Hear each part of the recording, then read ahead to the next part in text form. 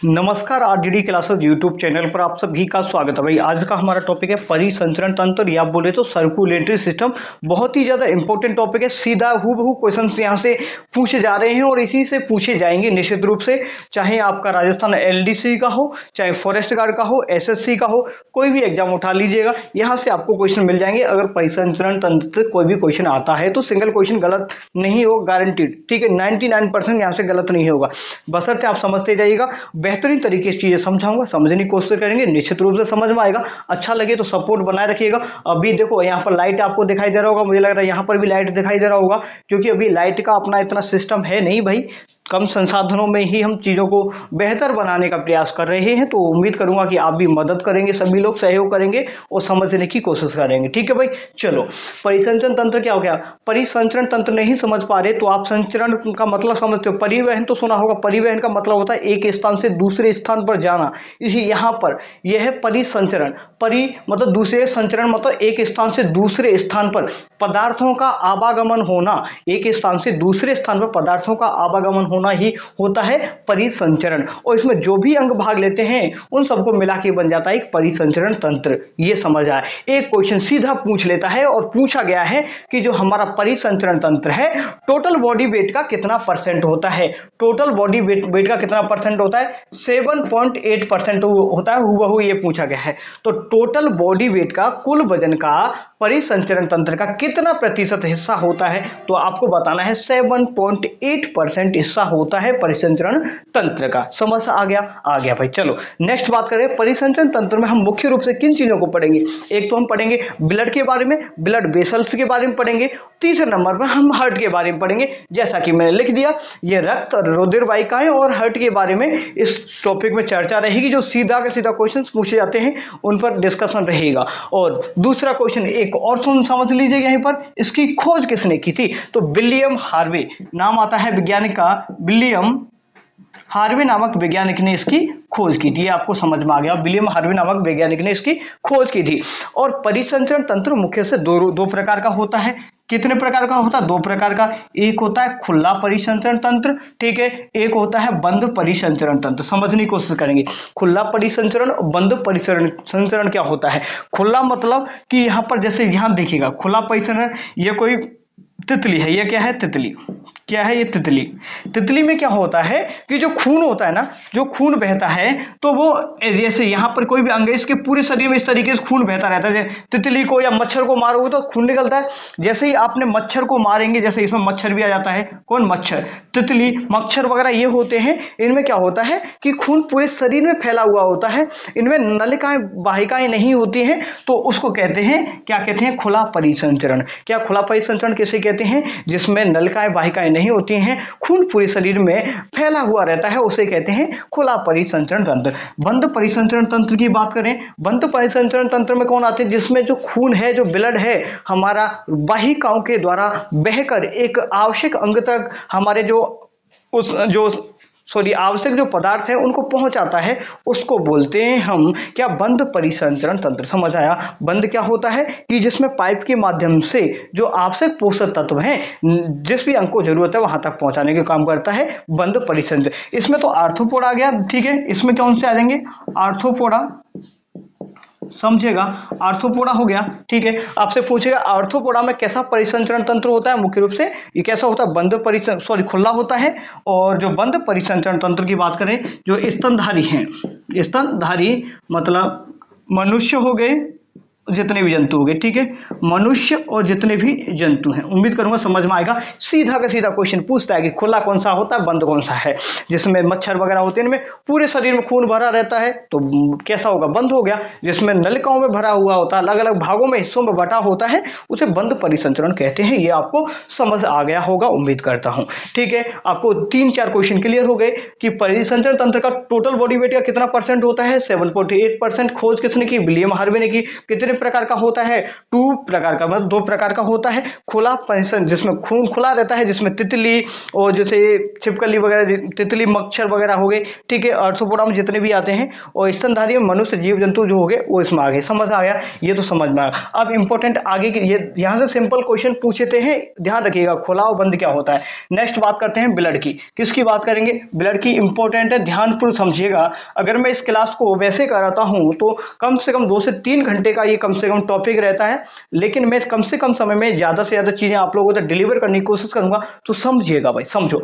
Blood, खून क्या होता है? खून क्या होता है? खून में क्या क्या चीजें होती हैं? देखिए, खून में वाटर भी होता है, मिनरल्स भी होते हैं। खून के अंदर क्या होता है? कार्बन डाइऑक्साइड होता है, ऑक्सीजन होता है, हीमोग्लोबिन होता है, खून के अंदर आरबीसी होती है, डब्ल्यूबीसी होती है। इस तरीके से हमारे ब्लड बना होता है। मैंने क्या क्या चीजें बताई? मैंने बताया आपको ब्लड के अंदर क्या होता है भाई, वाटर होता है, यूरिन होता है, मिनरल्स होते हैं, इसके अंदर कार्बन डाइऑक्साइड होता है, ऑक्सीजन होता है, हीमोग्लोबिन होता है। एक तरीके से इसके अंदर तो बहुत सारी चीजें हैं, बहुत सारी चीजें। तो क्या अनुमान लगाएंगे कि जीवन की धारा, एक तरीके से जो जो ब्लड है आपका बहता है कि नहीं बहता? ध्यान सुनो, ब्लड बहता है शरीर में, समझिएगा। ब्लड हमारे शरीर में बहता है कि नहीं बहता है? तो ब्लड हमारे शरीर में सर्कुलेट करने के कारण ब्लड को हम रिवर ऑफ क्या बोलते हैं? अरे एक मिनट, लाइफ, क्या बोलते हैं इसको? रिवर ऑफ लाइफ के नाम से जानते हैं। क्या बोलते हैं ब्लड को? River of life. चलो इंग्लिश में लिख देता हूं इसको, रिवर ऑफ लाइफ बोलते हैं। तो सीधा क्वेश्चन पूछा गया है, कोई भी क्वेश्चन ऐसा नहीं है जहां जो पूछा नहीं गया है। आपसे पूछेगा या जीवन की धारा है, हिंदी में लिख लो, जीवन की धारा। हिंदी में थोड़ा सा राइटिंग ऐसा है, समझिएगा। जीवन की धारा किसे कहते हैं? पूछ बताना होगा। ब्लड को जीवन की धारा कहते हैं, ये आपको समझ में आ गया होगा। ठीक है भाई, जीवन की धारा बोलते हैं। नेक्स्ट बात कर लेते हैं हम रुधिर वाहिका। रुधिर वाहिकाएं 3 प्रकार की होती हैं। कितने प्रकार की? 3। हमारे शरीर में जो वाहिका है खून को लेने वाली है, कुछ लाती हैं हर्ट तक, कुछ हर्ट से लेके जाती हैं। समझ आ गया। अब समझिएगा इसमें क्या क्या होता है। एक तो होती है धमनी, ध्यान से देखिएगा, इसको इधर लिख देते हैं, लाइफ इधर लिख देते हैं, समझिएगा भाई। धमनी, धमनी बोले तो आर्टरी, आर्टरी क्यों? आर्टरी, ठीक है, हिंदी इंग्लिश में बता देता हूं। और एक होता है शिरा, और एक केशिकाएं, ठीक है, केशिकाएं बोल सकते हैं। अब देखो, इन ये 3 चीजें करती हैं। ये तो ब्लड हो गया। अब ये ब्लड जाएगा तो किसी माध्यम से, आपने कोई चीज बना दी, अब चीज बना दी तो उसको, मान जयपुर में है, जयपुर से हमें उस चीज को दिल्ली पहुंचाना, तो दिल्ली किसी माध्यम से पहुंचाएंगे? नहीं पहुंचे? बिल्कुल पहुंचाएंगे सर। तो माध्यम की जरूरत पड़ेगी। तो माध्यम, इसमें 3 चीजें आती है। एक धमनी माध्यम होता है, शिरा और केशिकाएं, ये माध्यम होते हैं जो कि ब्लड को एक स्थान से दूसरे स्थान पर ट्रांसपोर्ट करने का काम करते हैं। इनमें अब हम बात करते हैं क्या क्या होते हैं। देखो, सबसे पहले सिरा को समझो। सिरा क्या होता है? सिरा को इंग्लिश में बोलते हैं वेन। क्या बोलते हैं? वेन। वेन क्या होता है? सिरा, हम ध्यानपूर्वक समझिए। सिरा मतलब सड़ा हुआ, ध्यान रिलेट करिए, याद करिएगा, भूलोगे नहीं कभी। सिरा मतलब सड़ा हुआ, सड़ा हुआ मतलब गंदा, सड़ी, कोई सड़ी चीज है मतलब गंदी चीज होगी।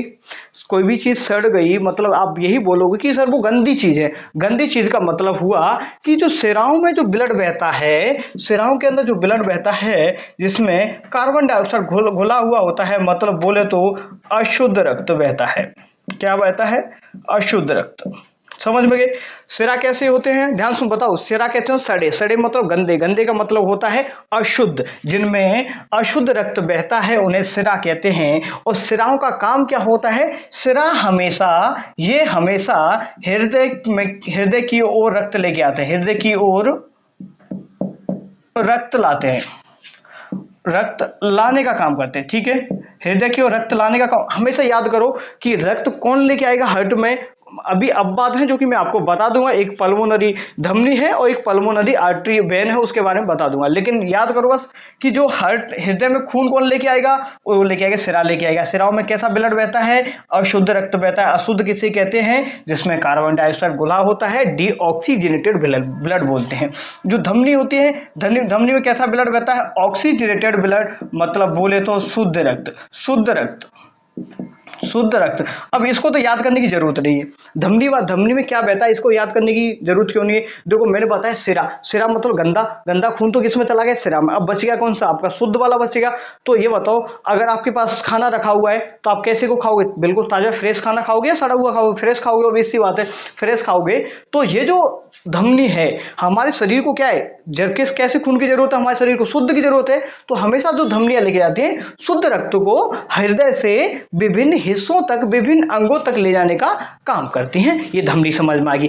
और इनके बीच में जो केशिकाएं होती हैं, कैपिलरीज होती हैं, जो दोनों में से हल्के हल्के लेके लेके ये रक्त को ही परिवहन का काम करते हैं। ये आपको समझ में आ गया होगा। अब देखो इनमें जो मैंने बताया धमनी में शुद्ध रक्त बह रहा है। शुद्ध रक्त मतलब बिल्कुल लाल होगा। तो इसमें याद करो जो धमनियां कैसी कलर की होती है, लाल रंग की होती हैं, ठीक है, और ये हरे रंग की हो गई। ठीक है भाई, ये समझ में आपको आ गया पूरा का पूरा। यहाँ तक की चीजें आपको समझ में आया है भाई उम्मीद करूंगा ये पूरा का पूरा समझ में आपको आ गया होगा। रक्त क्या होता है, ये क्या होता है। एक क्वेश्चन और बन जाता है, जो रक्त वाहिकाएं हैं, एक क्वेश्चन पूछा गया है, यहाँ लिखता हूं, रक्त वाहिकाओं के अध्ययन को क्या बोलते हैं। अध्ययन को एंजियोलॉजी बोलते हैं।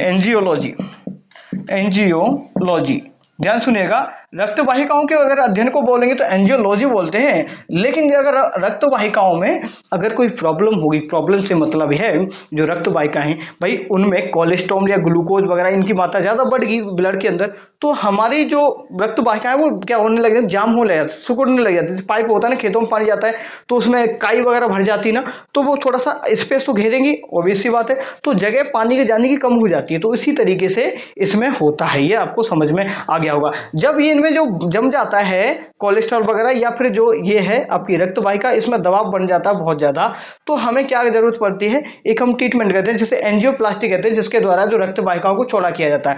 रक्त वाहिकाओं को चौड़ा किसके द्वारा किया जाता है, उसे क्या कहते हैं, तो एंजियोप्लास्टी बोलते हैं। एंजियोलॉजी बोलते हैं अध्ययन को एंजियोप्लास्टी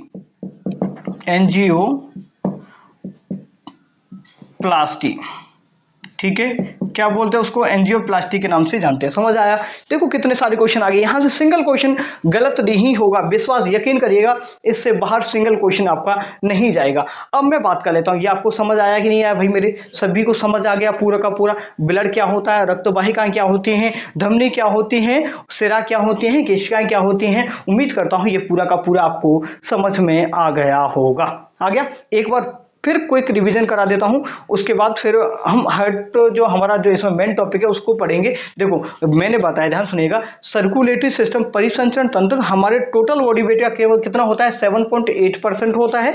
विलियम हार्वे नामक वैज्ञानिक ने इसकी खोज की थी। दो प्रकार का परिसंचरण तंत्र होता है, एक होता है खुला परिसंचरण तंत्र, एक होता है बंद परिसंचरण तंत्र। खुले में क्या होता है, खुले में जिसमें पूरे शरीर में खून भरा रहता है, जिसमें कोई नलिका नहीं होती है, उसे खुला परिसंचरण तंत्र कहते हैं। जैसे मच्छी, तितली वगैरह, इनमें खुला परिसंचरण तंत्र पाया जाता है, जैसे जिसमें ऑर्थोपोडा के जो जीव्स आ जाते हैं। नेक्स्ट बात करेंगे बंद मतलब जिसमें खून रक्त वाहिकाओं में, नलिकाओं में बहता है, उसे बंद परिसंचरण तंत्र कहते हैं। बोले तो स्तनधारी इसमें आ जाते हैं, इसमें ह्यूमन बींग्स आ जाते हैं, एनिमल्स इसमें इंक्लूड किए जाते हैं। ये आपको यहां तक समझ आया। नेक्स्ट मैंने बताया आपको ब्लड क्या होता है, हमारी बॉडी का एक तरीके से पूरा परिवहन करता, तो बॉडी का जीवन रेखा, शरीर की लाइफ ऑफ रिवर, जीवन रेखा हम ब्लड को बोलते हैं शरीर की, क्योंकि इसके अंदर बहुत सारी चीजें होती हैं हमारे शरीर में। जैसे ऑक्सीजन की सप्लाई हो रही है तो भी ब्लड कर रहा है, हीमोग्लोबिन है उसी के अंदर है या नहीं, ऑक्सीजन है, कार्बन डाइऑक्साइड है, वाटर है, मिनरल्स है, यूरिन है, बहुत सारी चीजें जो कि ब्लड में घुली हुई होती है, प्लाज्मा है, आरबीसी, डब्ल्यूबीसी, तो बहुत सारा काम करते हैं, बहुत ही महत्वपूर्ण भूमिका निभाता है ब्लड। तो इसलिए हम रिवर ऑफ लाइफ बोल देते हैं इसको, किसको, ब्लड को। ये पूछा गया है, सीधा का सीधा क्वेश्चन, इसको याद करिएगा। नेक्स्ट बताया मैंने रुधिर वाहिकाओं के अध्ययन को एंजियोलॉजी के नाम से जानते हैं। अगर इनको चौड़ा करना हो तो एंजियोप्लास्टी करते हैं, क्या बोलते हैं इसको, एंजियोप्लास्टी करते हैं। नेक्स्ट मैंने रुधिर वाहिकाएं 3 प्रकार की होती हैं, एक होती है धमनी, सिरा और केशिकाएं। सिरा का मतलब सड़ी हुई चीजें, गंदी चीजें होंगी तो उसमें क्या होगा भाई, कैसा अशुद्ध रक्त बहेगा, तो सिराओं में हमेशा अशुद्ध रक्त बहता है। अशुद्ध मतलब कार्बन डाइऑक्साइड जनित रक्त होगा। और हमेशा सिराएं, ध्यान सुनिएगा, हमेशा सिराएं हृदय की ओर रक्त लेके आती हैं। हृदय से जो बाहर रक्त लेके जाती है उन्हें धमनी या आर्टरी बोलते हैं, जो कि शरीर के विभिन्न भागों तक पहुंचा देते हैं। उम्मीद करूंगा ये जो रामायण मैंने अभी पढ़ाई है, सुनाई है, आपको समझ आ गई। ठीक है, ये रामायण आपको समझ आ गई तो फिर क्या करता हूं, मैं इसको थोड़ा सा मिटा देता हूं ऊपर की रामायण को, और जो हमारी जो मेन रामायण है, जो मेन पार्ट हम करने जा रहे हैं, वो किसका करेंगे, हर्ट का करेंगे। लोग बाग इस दिल के चक्कर में भाई पागल हो जाते हैं, जाने क्या क्या हो जाते हैं, तो उसी चीज के बारे में बात करेंगे। ठीक है, क्या होती है ये बीमारी दिल की, क्या होती है, लोगों को प्यार हो जाता है, इसको हो जाता है और जान गंवा बैठते हैं ना, इसके बारे में भाई देखो आज मैं पढ़ाऊंगा आपको। जो प्यार होता है ना, वो मैंने आपको नर्वस सिस्टम में पढ़ाऊंगा, खैर चलो बता ही देता हूँ। एक्चुअली प्यार व्यार ये दिल वगैरह से कुछ नहीं होता है, ये हमारा और आपका मानना है कि प्यार कहाँ से होता है, दिल से होता है, ये बकवास है ना।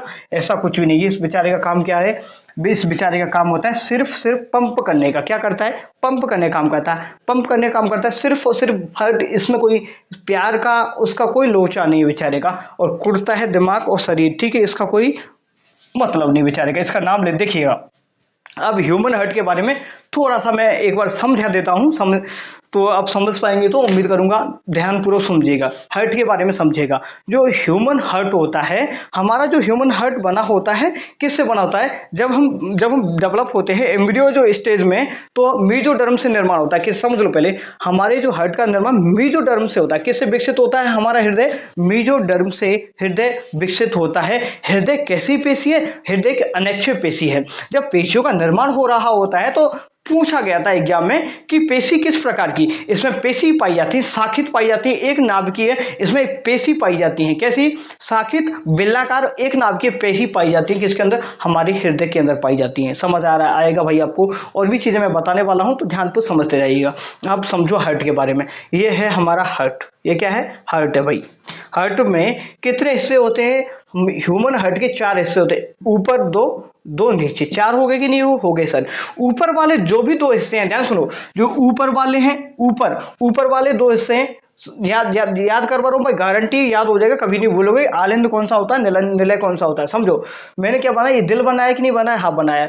अब यहाँ देखो, ये मैंने बनाया है इस तरीके से, फोकस करना, कुछ चीज समझाने की कोशिश कर रहा हूँ। आलिंद और निलय का कंसेप्ट मैं इस तरीके से मैंने ये दिल बनाने की कोशिश की है।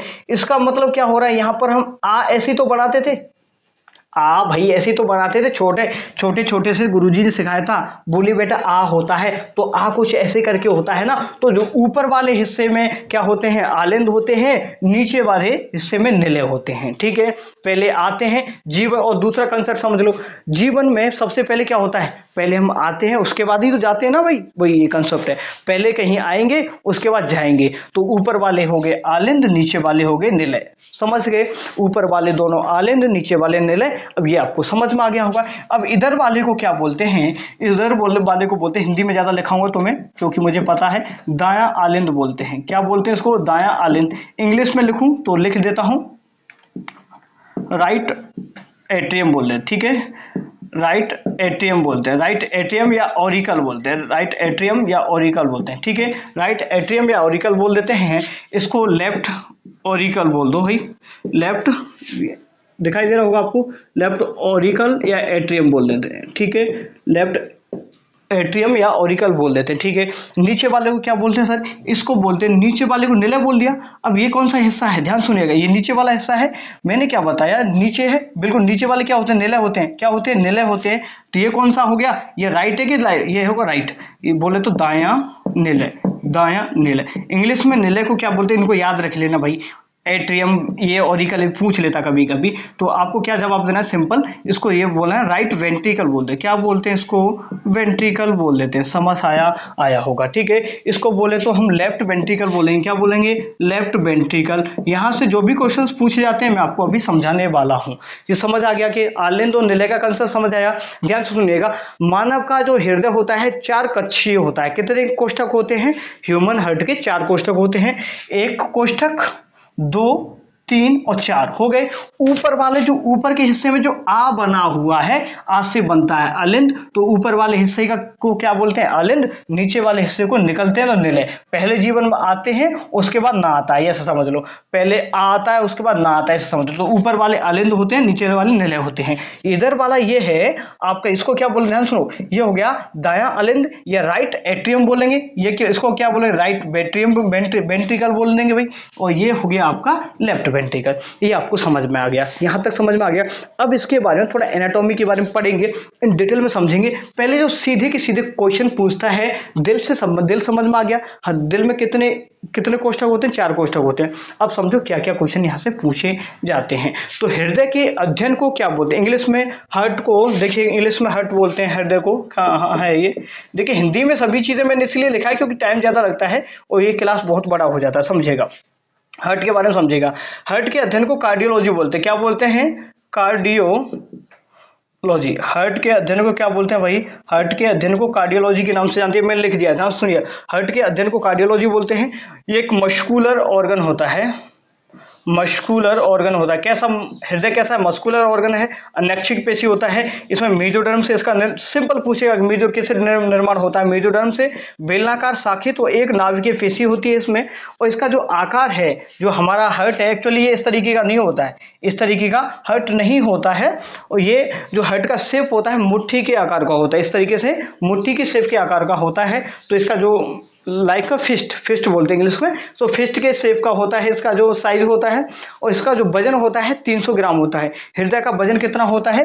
300 ग्राम होता है। 300 ग्राम को 2 भागों में बटा हुआ होता है, उसको मैं यहाँ समझा देता हूँ, ध्यान सुनिएगा। ये है हमारी पसलियाँ, इस तरीके से होती हैं, समझिएगा। ये पसलियाँ होती हैं, ठीक है। चलो पूरी हो गई कि नहीं हुई? देखो कितनी भी हो गई। ये दूसरा पेयर से लेकर के ये 3 4 5 6 6वें नंबर दूसरे जोड़ी से लेकर और जो छठवीं जोड़ी के बीच में यहाँ पर इस तरीके से कुछ आपका हार्ट स्थित होता है। इस तरीके से हार्ट स्थित होता है। इधर होता है टोटल 80 ग्राम, 80 ग्राम तो होता है राइट वाले पार्ट में, और 22 ग्राम किधर होता है? लेफ्ट वाले पार्ट में। तो आपने सुना होगा बोलते हुए कि हमारा हार्ट लेफ्ट साइड में है। लेफ्ट साइड में होने का तात्पर्य क्या होता है कि हमारा जो टोटल वेट है, टोटल वेट कितना है? 300 ग्राम। एक मिनट, टोटल वेट कितना है हार्ट का? 300 ग्राम है। अप्रोक्सीमेट कितना है? 300 ग्राम हार्ट का टोटल वेट है, जिसमें से लेफ्ट साइड में आता है कितना? 220 ग्राम। राइट साइड में कितना आता है? 80 ग्राम आता है। इस वजह से हम बोलते हैं कि हमारा जो हार्ट है वो किधर होता है? लेफ्ट साइड में होता है। बल्कि ये लॉजिक है इसका। आपसे रिब्स की पूछ लेगा कि कौन कौन सी रिब के बीच में है, जो 2 से लेकर के जो 6वें नंबर की 6 जोड़ी की जो रिब्स हैं उनके बीच में होता है। तो 12 जोड़ी क्या पाई जाती हैं? 12 पेयर क्या पाई जाती हैं? रिब्स पाई जाती हैं, मतलब बोले तो पसलियां पाई जाती हैं। और यहाँ पर इसके नीचे क्या पाया जाता है भाई? नीचे पाए जाते हैं हमारे फेफड़े। क्या पाए जाते हैं? फेफड़े। और पूछ लेगा कि कार्डियक नॉच कहाँ होती है, तो कार्डियक नॉच बताना है। हृदय जो हमारे जो लंग्स होते हैं, लेफ्ट लंग्स में एक छोटी सी खांच वगैरह होती है, उस खांच को ही बोलते हैं कार्डियक नॉच, जिसमें कि ये हमारा हार्ट है वो घुसा हुआ होता है। ये समझ में आ गया? बहुत सारी चीजें बताऊंगा तो भाई टाइम मुझे लग रहा है ज्यादा हो जाता है, फिर ये आपको एक तरीके से समझ में पूरा का पूरा आ गया। अब मैं कुछ जीवों के बारे में बताऊं जिसमें सिंपल, और जो मैं खुद रेलवे एनटीपीसी का पेपर देखे तो उसमें भी आया था कि पक्षी का हृदय कितने कोष्ठक होते हैं, तो इसका राइट आंसर था 4 कच्चे होता है। कितने कोष्ठक होते हैं? पक्षी के 4 कच्चे होते हैं, ठीक है। एक ब्लू व्हेल होती है, ब्लू व्हेल मछली होती है, तो उसका में कितने कच्छक होते हैं? तो मछली में कितने? ब्लू, मैं मछली की बात नहीं कर रहा, मैं ब्लू व्हेल मछली की बात कर रहा हूं। तो ब्लू व्हेल कौन है? बहुत बार यही पूछ लेता है। ये क्या है? एक स्तनधारी होती है। क्या होती है? स्तनधारी होती है। इसका वेट लगभग अप्रोक्सीमेट 300 केजी बोल सकते हैं। इसके जो हार्ट का वजन है लगभग 300 केजी या 600 केजी भी कहीं कहीं मिल जाएगा। क्या ब्लू व्हेल जो मछली होती है, उस मछली नहीं, एक्चुअली ये स्तनधारी होती है, मेमल्स होते हैं। इसके जो हार्ट का वेट कहीं कहीं एनसीईआरटी 300 मिलेगा, कहीं कहीं आपको 600 केजी भी वेट इसके हार्ट का आपको देखने को मिल जाएगा। सबसे बड़ा दिल किसका होता है? तो आपको बताना है ब्लू व्हेल का। इश्क वालों, प्यार वालों का किसी का दिल बड़ा नहीं होता है। कोई पूछे ना कि सबसे बड़ा दिल किसका है, बहुत से कहते हैं माँ का है। माँ का तो होता ही है, लेकिन जो वास्तव साइंस क्या कहती है, माँ के भी दिल से बड़ा होता है। ब्लू व्हेल मछली का दिल सबसे बड़ा होता है, लगभग 600 केजी का होता है। समझ लीजिएगा। हमारा कितने का? छोटू सा है 300 ग्राम का, यहाँ 600 केजी लगभग, इतना तो बहुत बड़ा हो गया, ठीक है। यह समझ में आ गया। पक्षियों कितने होता है? 4 कच्छे होता है। मैंने बताया फ्रॉग है, ये लिजार्ड है, ये स्नेक है, तो इनका 3 कच्छे होता है। क्रोकोडाइल का 4 होता है। कॉकरोच का विशेष रूप से याद रखिएगा, कितने कच्छे होता है कॉकरोच का? 13 कच्छे हृदय होता है। उम्मीद करूंगा ये आपको समझ में अच्छे तरीके से आ गया होगा। आया का पूरा समझ में आ गया? उम्मीद करूंगा ये पूरा आपको समझ में आ गया होगा। अब मैं आगे की एनाटॉमी आपको पढ़ाने वाला हूं, तो ध्यानपूर्वक देखते रहिएगा। पूरा का पूरा क्लास देके जरूर जाइएगा भाई। धन्यवाद। देखिएगा भाई, अब बात करते हैं हम हृदय परिसंचरण की, कि हृदय के अंदर ब्लड कैसे आता है, कैसे जाता है, और ब्लड हमारे जो हार्ट है, लब और डब की आवाज़ हमें कैसे सुनाई देती है, ट्राइकस्पिड क्या होता है, बाइकस्पिड क्या होता है, और रक्तचाप कितना होता है, रक्तचाप कितना होना चाहिए, इस तरीके के जो जितने भी सवाल बनते हैं उन सभी सवालों को देख लेते हैं। देखो भाई, हृदय परिसंचरण एक बार ध्यानपूर्वक सभी के सभी यहाँ पर ध्यान दे दो और पूरा का पूरा टॉपिक समझ में आ जाएगा। ये क्या बताया था मैंने, ध्यान से बताओ, ध्यान सुनो भाई। इसको बोला था मैंने राइट एट्रियम, क्या आर ए लिख सकता हूँ, इसको राइट एट्रियम हो गया, इसको क्या बोलते हैं एल और ए, एल वी लिख देता हूँ। लेफ्ट वेंट्रिकल हो गया, सॉरी आर वी लिख देता हूँ इसको, R V left, sorry right ventricle हो गया, ये क्या हो गया एल वी हो गया, लेफ्ट वेंट्रिकल हो गया, और ये क्या हो गया लेफ्ट एट्रिकल हो गया, ठीक है, या एट्रियम हो गया। ठीक है भाई, समझो, ध्यान सुनो कि ये मैंने बताया, ये समझ आया आपको। ये ऊपर वाले आलिंद होते हैं, ये दोनों ऊपर आ बन रहा है तो आलिंद, नीचे वाले निलय होते हैं, इंग्लिश में एट्रियम बोल देते हैं और निलय को बोल देते हैं वेंट्रिकल। ये आपको समझ आया होगा। अब समझिए कि हार्ट में ब्लड आता कैसे एक्चुअली। सबसे पहले हमारे हार्ट के जो दाया आलिंद है, क्या इसको हिंदी में लिख दो, चलो दाया आलिंद, ज्यादा सुविधा जब होगी आपको, दाया आलिंद। पूछेगा कि सबसे पहले हृदय के किस भाग में ब्लड आता है, तो आपको बताना है कि सबसे पहले रुधिर हृदय के दाएं वाले आलिंद में आता है। सबसे पहले कहाँ आता है, दाएं वाले आलिंद में आता है। दाएं वाले आलिंद में लेकर के कौन आता है, तो सबसे बड़ी महाशिरा होती है जिसे वेना कावा बोलते हैं। कौन सी महाशिरा लेके आती है, जो सबसे बड़ी महाशिरा है वेना कावा, वो हमारे दाएं आलिंद के अंदर ब्लड लेके आती है। ठीक है भाई, ये हिंदी में थोड़ा चक्कर पड़ जाता है मुझसे, ठीक है, हिंदी में दाया बाएं में, ठीक है, दाया बाएं समझिएगा। लेकिन देखो दाएं आलिंद में सबसे पहले ब्लड लेके आती है वेना कावा।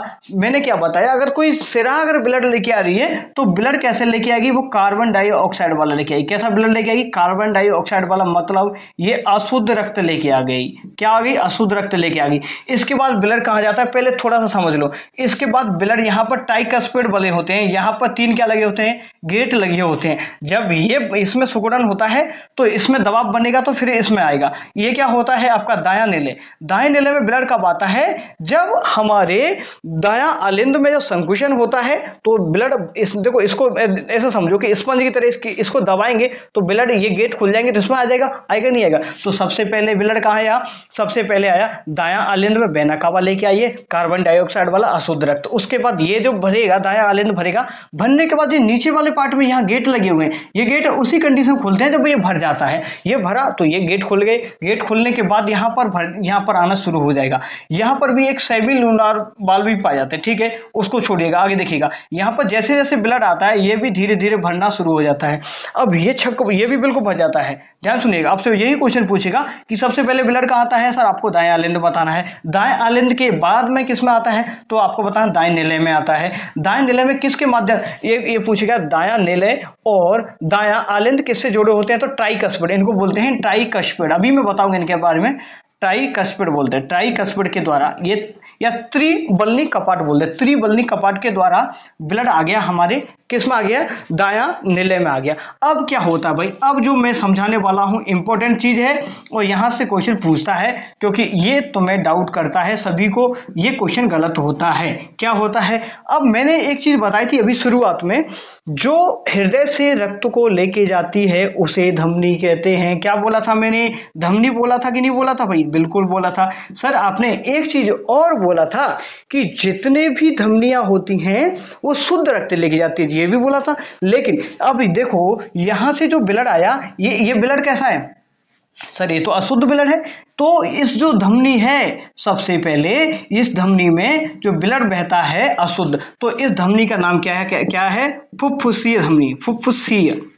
तो आपसे क्वेश्चन यही इंपॉर्टेंट बनता है कि फुफ्फुसीय धमनी में कैसा ब्लड बहता है, तो आपको बताना होगा अशुद्ध रक्त बहता है। ये अब बात है एक तरीके से, ठीक है। अशुद्ध रक्त किसमें बहता है, फुफ्फुसीय धमनी या पल्मोनरी आर्टरी, पल्मोनरी आर्टरी, ठीक है। पल्मोनरी आर्टरी में कैसा ब्लड बहता है, अशुद्ध रक्त बहता है, ये आपको समझ में आ गया। इसके बाद ब्लड कहाँ जाता है भाई, देखो यहाँ समझो एक बार, वेना कावा लेके आएगी सबसे पहले ब्लड कहाँ जाएगा, दायां आलिंद में जाएगा। दायां आलिंद से ट्राइकस्पिड खोलेंगे, कहाँ पर आ गया सर, और हाँ यही समझ लो, ट्राइकस्पिड जैसे ही खोलेंगे तो एक आवाज निकलती है, क्या बोलते हैं, लव। क्या, सबसे जो ये खोलेंगे तो किसकी आवाज आती है, लव की आवाज। जैसे ये बंद हो जाएंगे तो लव की आवाज, और फिर इसके बाद ब्लड आगे जाता है, फिर पहुंच जाता है हमारे लंग्स के पास में। किसके पास में पहुंचेगा भाई, लंग्स के पास में ये पहुंच जाता है हमारा ब्लड। यहाँ से पहुंच गया। समझ, देखो इधर समझो, ब्लड यहाँ से गया लंग्स के पास में पहुंच गया। लंग्स क्या करते हैं, यहाँ पर लंग्स में जो ऑक्सीजन की मात्रा होती है, ध्यान सुनिएगा, लंग्स क्या करते हैं, सांस हम बाहर से लेते हैं और यहाँ से यहाँ पर क्या होता है, कार्बन डाइऑक्साइड की मात्रा ज़्यादा होती है, इधर से आता है तो ऑक्सीजन मात्रा ज़्यादा होती है। तो विसरण की प्रक्रिया के द्वारा यहाँ से कार्बन डाइऑक्साइड बाहर हो जाता है और ऑक्सीजन अंदर आ जाता है। क्या, कार्बन डाइऑक्साइड अंदर आता है, सॉरी, कार्बन डाइऑक्साइड बाहर जाता है और ऑक्सीजन अंदर आ जाता है। तो इस प्रक्रिया को बोलते हैं विसरण। क्या बोलते हैं, विसरण की प्रक्रिया के द्वारा क्या होता है, गैसेस का एक्सचेंज होता है और इस प्रोसेस को क्या क्या बोलते हैं, इसको बोलते हैं रक्त का शुद्धिकरण। रक्त का शुद्धिकरण, प्योरिफिकेशन बोलते हैं। देखो हिंदी में भी लिख देता हूँ, रक्त का शुद्धिकरण, या इंग्लिश में बोले तो purification, purification of blood, purification of blood. ठीक है भाई, आपसे क्वेश्चन पूछेगा कि प्योरिफिकेशन ब्लड का कहाँ पर होता है, तो आपको हार्ट नहीं बताना है। हार्ट ने तो क्या किया, पंप किया, केवल हार्ट ने, देखो आप ही बताइए, हार्ट ने क्या किया, सिर्फ पंप किया, आगे भेज दिया। लेकिन इसको शुद्ध करने का काम किया, कार्बन डाइऑक्साइड शुद्ध कब होगा, कार्बन डाइऑक्साइड निकल जाएगी, ऑक्सीजन इसमें डलेगी, तभी तो शुद्ध होगा, बिल्कुल होगा। तो यहाँ पर ये हो जाता है शुद्ध। जैसे ही यहाँ पर ये ऑक्सीजन इसमें मिल जाती है, कार्बन डाइऑक्साइड निकल जाती है, तो दोबारा से ब्लड को जाना तो भाई है, कहाँ जाएगा, ये हार्ट में जाएगा, हार्ट में जाएगा, ये आ गया हार्ट। मैंने क्या बोला था, कौन ब्लड लेके आती है, हार्ट के अंदर ब्लड कौन लाती है, सिरा लेके आती है। सिरा में तो सर गंदा खून बहता है, गंदा खून बहता है, लेकिन यहां समझो यही है अपवाद।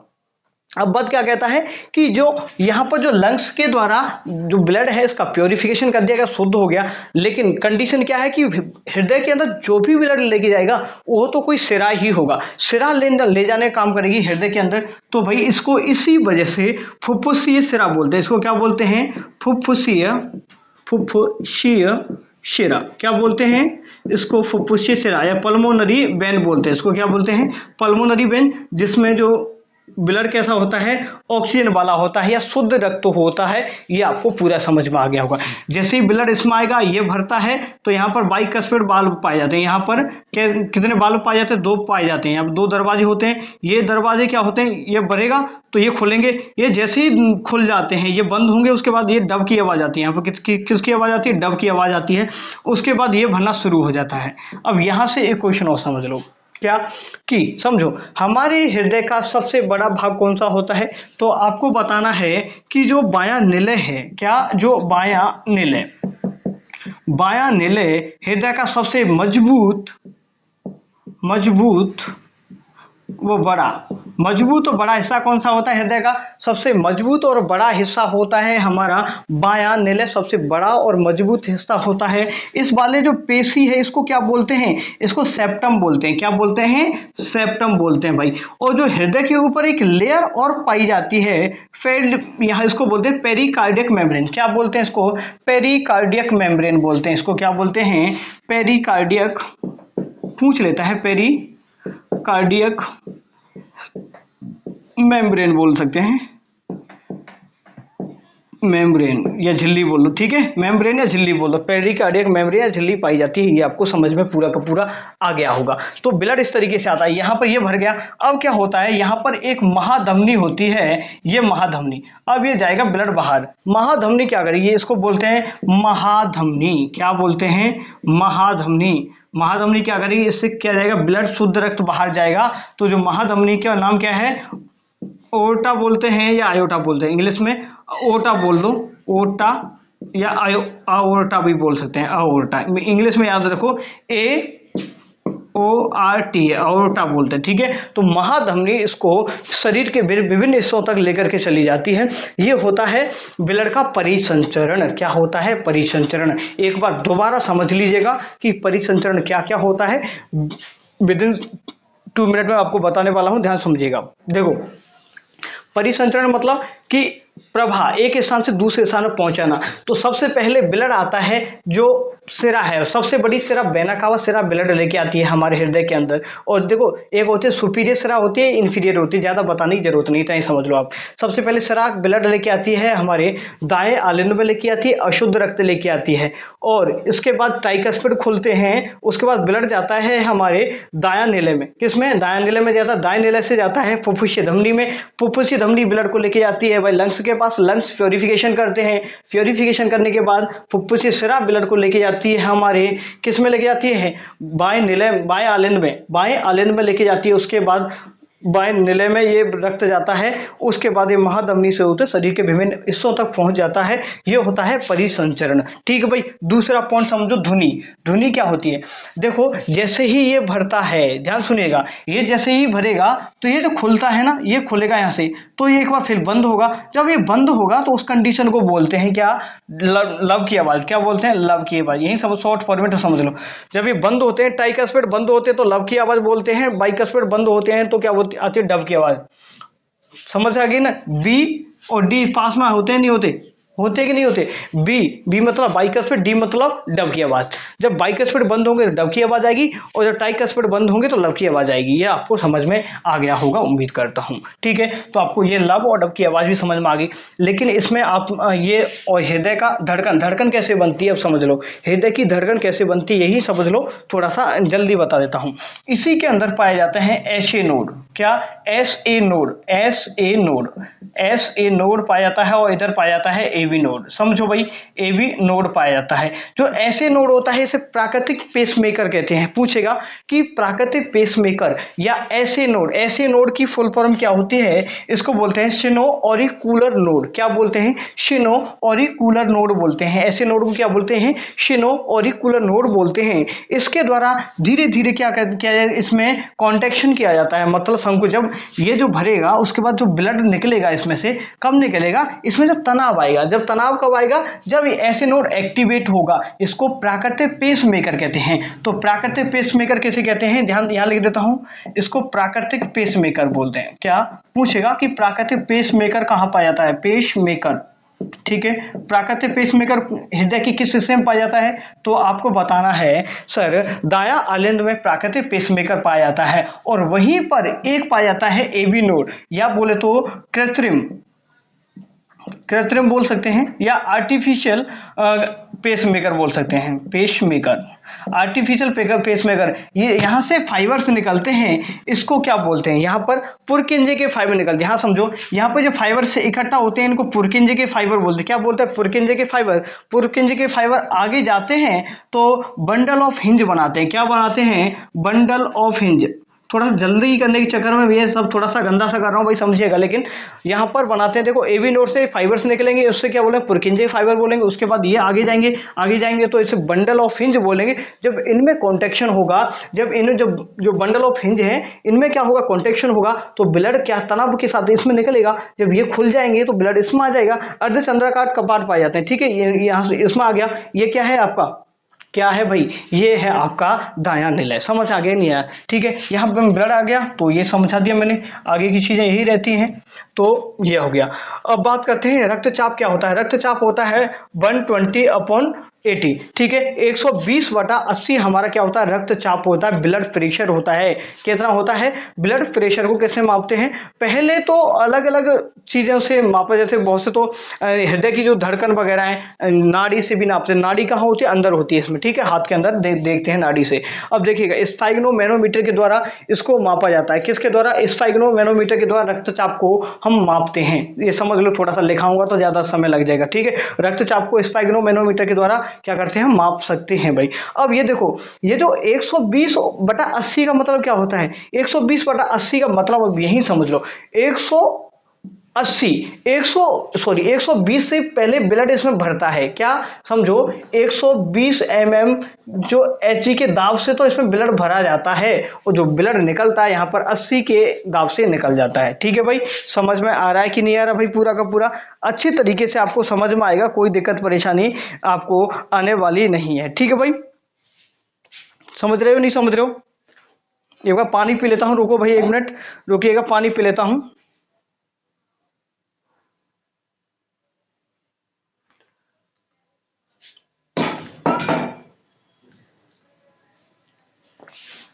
देखो, मैं क्या बता रहा था, 180 120/80। ठीक है, ध्यान सुनिएगा, ये क्या क्या कैसे कैसे होता है, मैंने क्या बताया, ध्यान दे दीजिएगा। 180 बड़ा होता है, कौन सा बड़ा होता है, तो देखो आपके पास ज़्यादा चीज़ है, तो प्रेशर सबसे ज़्यादा किस में आएगा, एक तो मान चौड़ा पाइप है, एक पतला पाइप है, तो सबसे ज़्यादा तो प्रेशर छोटे वाले पाइप में आएगा। छोटे वाले पाइप में आएगा कि नहीं आएगा, क्योंकि उसमें ज़्यादा पानी प्रेशर के साथ में जाएगा। प्रेशर के साथ में मतलब देखो ये भर जाएगा तो प्रेशर तो इसमें ज़्यादा होगा। अभी मैं बता रहा था क्या, ये नहीं, हाँ ये होता है आपका, ध्यान देखिएगा, ये सिस्टोलिस और डायसिस्टोलिस बोलते हैं। क्या बोलते हैं, डायसिस्टोलिस और सिस्टोलिस के नाम से इसको जानते हैं। सबसे पहले जो निकलता कितने प्रेशर से निकलता है, 120 mmHg के प्रेशर से निकलता है, और अंदर 80 के mmHg से आता है। कितने से, 80 से अंदर आता है, 120 से बाहर निकलता है। इस पूरी प्रोसेस को आने और जाने को सिस्टोलिस और डायसिस्टोलिस बोलते हैं। क्या बोलते हैं, डायसिस्टोलिस। जो डायसिस्टोलिस, ध्यान सुनिएगा, यहाँ देखो सिस्टोलिस, इसका मतलब क्या होता है समझ, देखो सिस्टोलिस डायसिस्टोलिस क्या होता है पूछ लेगा। सिस्टोलिस, सिस्टोलिस, ये थोड़ा सा गंदा कर रहा हूं तो क्यों, टाइम नहीं है भाई, थोड़ा सा समझो, है ना। देखो डाय मतलब डालना, डाय मतलब डालना, डाय मतलब डालना, तो 80 mmHg के जो प्रेशर से तो ब्लड को अंदर डाला जाता है, और 120 mmHg से बाहर निकाला जाता है। ये क्या किया जाता है, बाहर, सिस्टोलिस मतलब बाहर निकालना। बाहर निकालना मतलब एक तरीके से संकुचन करना। क्या, संकुचन करना। समझ गए नहीं समझ गए, ये आपको समझ में आ गया होगा। अब जो ब्लड प्रेशर को कंट्रोल कौन करता है, एक थायरोक्सिन हार्मोन होता है और एड्रेनलिन हार्मोन होता है, वो इसको कंट्रोल करने का काम करता है। हमारे ब्लड का, सॉरी हमारे ब्रेन का कौन सा भाग या पार्ट इसको कंट्रोल करता है या कोऑर्डिनेट करने का काम करता है, तो हमको बताना मेडुला ऑब्लोंगेटा वाला पार्ट है, जो कि हमारे जो प्रोसेस है, जो धड़कन, जो ब्लड प्रेशर है, इसको क्या कोऑर्डिनेट करने का काम करता है हमारा मेडुला वाला पार्ट।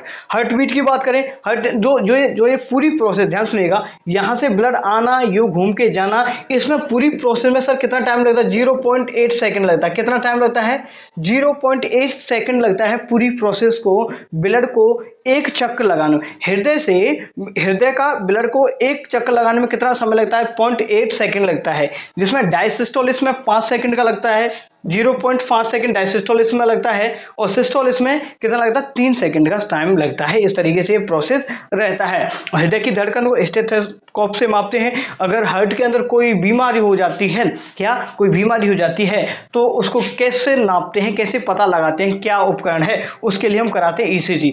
ईसीजी क्या होती है, ध्यान सुनिएगा, ईसीजी इस तरीके से कुछ ग्राफ बन के आता है, आपने देखा हो ईसीजी में इस तरीके से ग्राफ बन के आता है। ये बताता है कि आपकी हार्ट बीट क्या है, क्या प्रॉब्लम है आप लोगों को। वैसे वास्तवता बताएं तो ईसीजी के माध्यम से जीवन का भी खेल देखने को मिलता है। जीवन के बारे में हमें क्या सबक मिलती है, देखिए जीवन में कैसी भी सिचुएशन हो, कैसा भी बड़ा इंसान हो, कितना भी छोटा इंसान हो, इस तरीके का ग्राफ हमेशा जीवन में चलता रहता है। कभी अच्छे दिन आते हैं, कभी आप खुश रहते हैं, कभी दुखी होते हैं। इस तरीके से दुख सुख जीवन के हिस्से हैं, महत्वपूर्ण भाग हैं, लेकिन इनसे हमें लड़ना चाहिए। जो इंसान इनसे घबरा जाता है वो जिंदगी से हार मान जाता है। तो हमेशा डिमोटिवेट, ज़्यादा खुश हो तो ज़्यादा, जब खुशी का टाइम हो तो ज़्यादा खुश मत हो, जब दुखी का टाइम हो तो ज़्यादा दुख मत हो। मतलब एक तरीके से अच्छे तरीके से लाइफ को मेंटेन करके चलना चाहिए। ये दिखाता है हमें ईसीजी।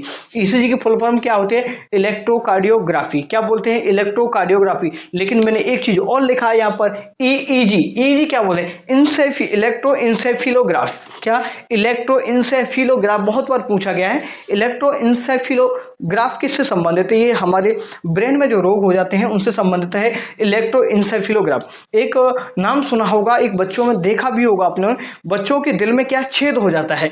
ये छेद क्या किस कंडीशन में होता है, यहाँ पर ये जो सेप्टम वाला पार्ट है एक्चुअली ये जुड़ा हुआ होता है यहाँ पर, तो इसमें ब्लड इधर उधर नहीं जाता। जो सेप्टम वाले पार्ट से अगर ब्लड इधर आ जाता है, ऐसे तो नहीं बिल्कुल चला जाता है, ऐसे आसानी से नहीं जाएगा, लेकिन फिर भी कुछ मात्रा चली जाती है। वैसे ये पहले तो खोला हुआ रहता है, जब बच्चे का विकास हो रहा होता है, जब खोला हुआ तो होता है थोड़ा बहुत, तो धीरे धीरे ये जुड़ जाते हैं, बिल्कुल ये बंद हो जाते हैं। कुछ बच्चों में क्या होता है, जो सेप्टम वाला पार्ट है ये बिल्कुल नहीं जुड़ पाता, तो कुछ इस तरीके छिद्र टाइप में रह जाते हैं। क्या, छिद्र टाइप में रह जाते हैं, जिनसे की संभावना होती है कि ब्लड उधर जा पाए। ठीक है, तो ये बीमारी होती है, इसे फोसा ओरेलिस बोलते हैं। क्या, फोसा ओरेलिस बोलते हैं, या फिर हृदय छेद। आपने सुना होगा कि बच्चे के दिल में छेद बताया, ऐसा कोई ज़्यादा प्रॉब्लम नहीं है। यहाँ पर क्या है, ये बंद होना चाहिए था बच्चे के जन्म तक, लेकिन ये बंद नहीं हो पाया, तो बाद में ट्रीटमेंट कराएंगे बच्चे का, तो ये जो छेद बंद हो जाएंगे, इसी को हम हृदय छेद बोलते हैं, या फोसा ओरलिस के नाम से हम इसे जानते हैं। सेप्टम वाले पार्ट में ये छेद हो जाता है।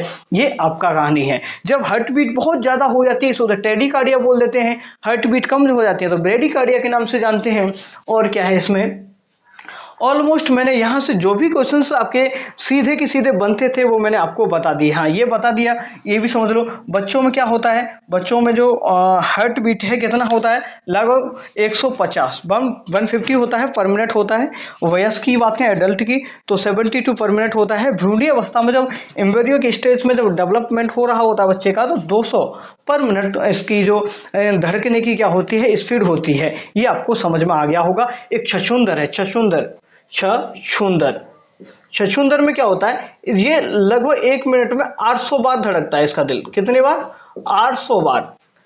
तो ऐसा, ये सबसे छोटा क्या है, एक स्तनधारी है छछूंदर, तो इसका हार्ट सबसे ज़्यादा बार धड़कता है, 800 बार धड़कता है। उम्मीद करूंगा ये जो पूरी प्रोसेस में समझ आया है। पीछे कम से कम समय में ज़्यादा चीज़ें करवाने की कोशिश की है, लेकिन फिर भी देखो टाइम लग जाता है। अब मुझे वैसे कराना आता नहीं है तो थोड़ा सा अच्छा नहीं लगता, कि फिर भी बहुत सारी चीज़ें, अभी तो इसमें छोड़ा तो कुछ नहीं है मैंने आप लोगों के लिए, हो सकता है कोई सिंगल पॉइंट नहीं छोड़ा। अगर आपने इसको पूरा पढ़ लिया, अगर आपको अच्छा लगा हो तो मुझे कमेंट करके जरूर बताइए, जिससे क्या होता है मुझे थोड़ा सा अच्छा लगता है। अगर आप लोग कमेंट करें, एक एप्रिसिएशन आता है। जैसे आप लोग इस उम्र में हो तो फेसबुक वगैरह ये सब चलाते होंगे, इंस्टा वगैरह, तो जब आप फोटो डालते हैं, अगर लाइक आते हैं ना 100 200 500, तो आप खुश हो जाते हैं भाई कि मुझे लाइक कर दिया। तो भाई इसी तरीके से हमें भी बहुत अच्छा मोटिवेशन मिलता है, जब आप लाइक करते हो, शेयर करते हो, तो बहुत अच्छा लगता है। अगर आपको ये जो मेरे द्वारा प्रयास किया जा रहा है, देखो कम संसाधन है अपने पास, कोई दिक्कत नहीं, हमेशा परिस्थितियों को अपने गुलाम बनाना सीखो। क्या, जीवन में हमेशा परिस्थितियों को अपने गुलाम बनाना सीखो, ना कि कभी परिस्थितियों के गुलाम बनोगे। जब अगर परिस्थितियों के गुलाम बन जाओगे तो जीवन में कभी भी कुछ नहीं कर पाओगे। हमेशा परिस्थितियों को अपना गुलाम बनाइए और उन पर विजय प्राप्त करिए। अदरवाइज आप परिस्थितियों के गुलाम बन गए तो जीवन में कुछ नहीं कर पाओगे, समाप्त हो जाएगा जीवन। तो हमेशा परिस्थितियों को गुलाम बनाओ और उन पर विजय प्राप्त करो, और जीवन में दिनों दिन तरक्की करो, मेहनत करते रहो, फल की इच्छा मत करो आज क्या होगा क्या नहीं होगा। मैं निस्वार्थ भाव से पढ़ा रहा हूँ, मुझे नहीं पता कौन देखेगा कौन नहीं देखेगा, किसको कितना फायदा होगा। ये जरूर है कि निश्चित रूप से जो भी पढ़ाएगा इनको, उसके लिए हेल्पफुल बहुत ज़्यादा होंगे ये। ठीक है भाई, धन्यवाद सभी के लिए। मैं सभी क्लासेस आपको डे बाय डे करवा रहा हूँ। आज ये क्लास कल आपको पाचन तंत्र की मिल गई, आज ये मिल गई, और नेक्स्ट टॉपिक कल आपको मिल जाएगा। इसी तरीके से ये बायोलॉजी सभी कंप्लीट करा दूंगा, उसके बाद सभी टॉपिक आपको इसी तरीके से मिल जाएंगे। Thank you. अगर अच्छा लगे तो लाइक कमेंट शेयर वगैरह करना चाहें तो कर दीजिए। धन्यवाद।